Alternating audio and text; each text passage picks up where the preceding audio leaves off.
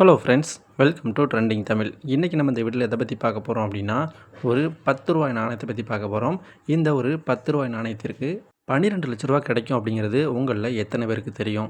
இந்த ஒரு நாணயத்தை பொறுத்த வரைக்கும் ரொம்பவே ரேரான காயின் அப்படின்னு சொல்லலாம். இந்த ஒரு நாணயத்தை யார்கிட்ட விற்கலாம், எங்கே விற்கலாம் அப்படிங்கிறதையும், அது என்ன காயின் அப்படின்னு சொல்லிட்டு இந்த வீடியோவில் சொல்லியிருக்கேன். வீடியோவை கடைசி வரைக்கும் ஸ்கிப் பண்ணாமல் பாருங்கள்.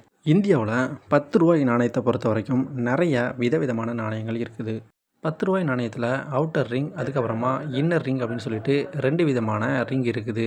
அவுட்டர் ரிங்கை பொறுத்த வரைக்கும் பிராஸ்லையும் சென்டரில் இருக்கக்கூடிய அந்த ரிங் சில்வர்லேயும் இருக்கும். அது மட்டும் இல்லாமல் ஒரு சில நாணயங்களில் 2 ரிங்குமே ஒரே மாதிரி இருக்கும்.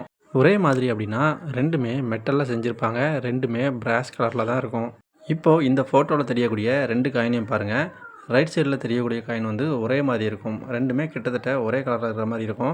இந்த ஒரு காயின் தான் ரொம்பவே ரேரான காயின் அப்படின்னு சொல்கிறாங்க.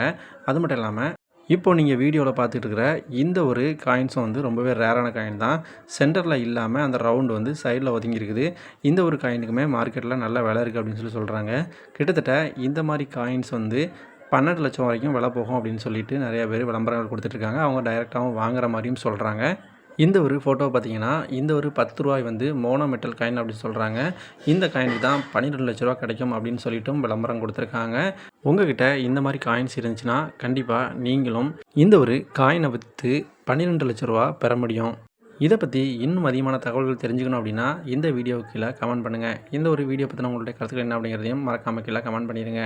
ஓகே ஃப்ரெண்ட்ஸ், தேங்க்ஸ் ஃபார் வாட்சிங்.